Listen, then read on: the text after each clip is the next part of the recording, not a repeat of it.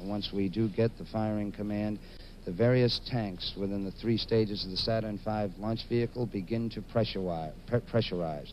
They all must be under pressure before we're ready to launch.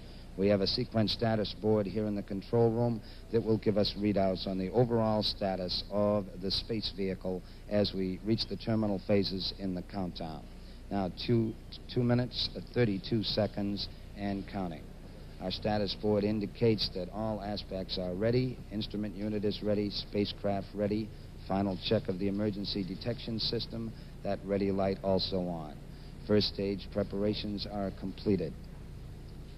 2 minutes, 15 seconds, and counting. The tanks continuing to pressurize in the vehicle. Not as many reports coming now as we all stand by on the launch vehicle test conductor's channel. Coming up on the 2-minute mark on the Apollo 8 mission. 2 minutes and counting. T-minus 2 minutes and counting. We are still proceeding. We now have recorded that the first stage liquid oxygen tank has been pressurized, and the pressure's still building up. 1 minute, 45 seconds and counting. We have a vehicle weighing 6.2 million pounds on the pad. Interestingly enough, some 1,200 pounds of that weight is just frost on the side of the vehicle, created by the extremely low temperatures of the propellants. Coming up on 90 seconds, mark, T-minus 90 seconds and counting.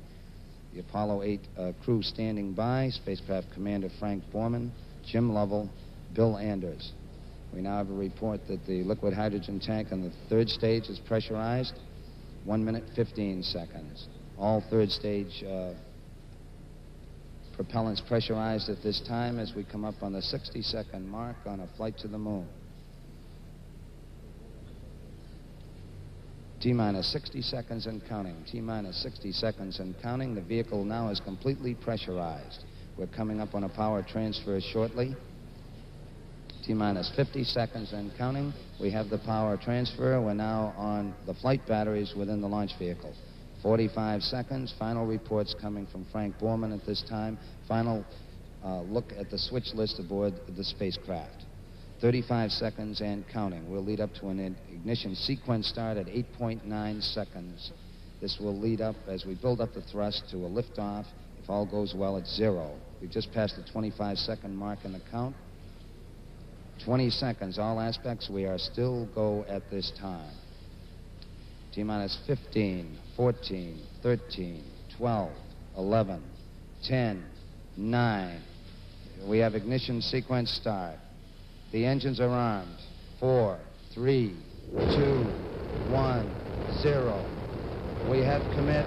We have liftoff. Liftoff at 7:51 a.m. Eastern Standard Time. Looks good. Cleared the tower. Oh, and there's the rumble in our building. It looks good. It looks like a good flight. It's a beautiful takeoff so far. This building is shaking under us. Our camera platform is shaking. But what a beautiful flight. Man, perhaps on the way to the moon, if all continues to go well.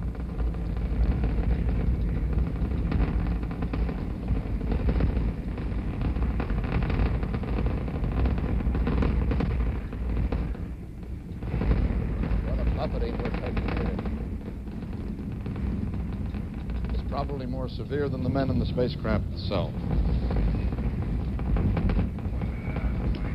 We're looking good.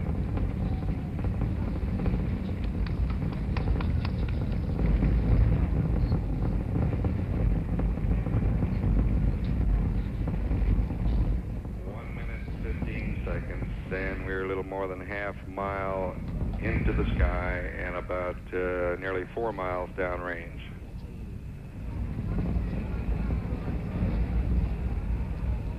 You're now hearing the voice of Paul Haney at Mission Control in Houston. And our great VU cameras are picking up the spacecraft.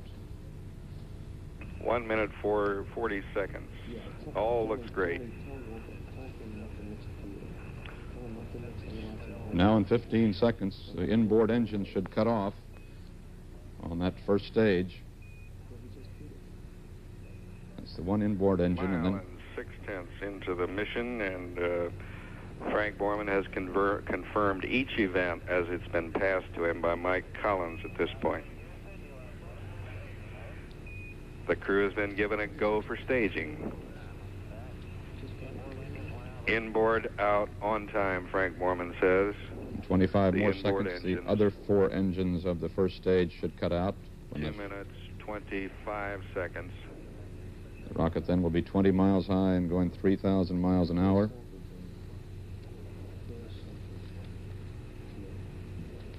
And there is the We see staging. an S1C, the first stage cut off. S2 has ignited, we can confirm. And the thrust looks good. All engines, all sources show the second stage is burning perfectly. 2 They had minutes, their 51 seconds into the mission. They had their fingers crossed for that one. It was 2 of the engines that failed on the second stage in the second flight of... The flight train safety console has been released at the key. 3 minutes into the flight, we're 50 miles high and about 10 miles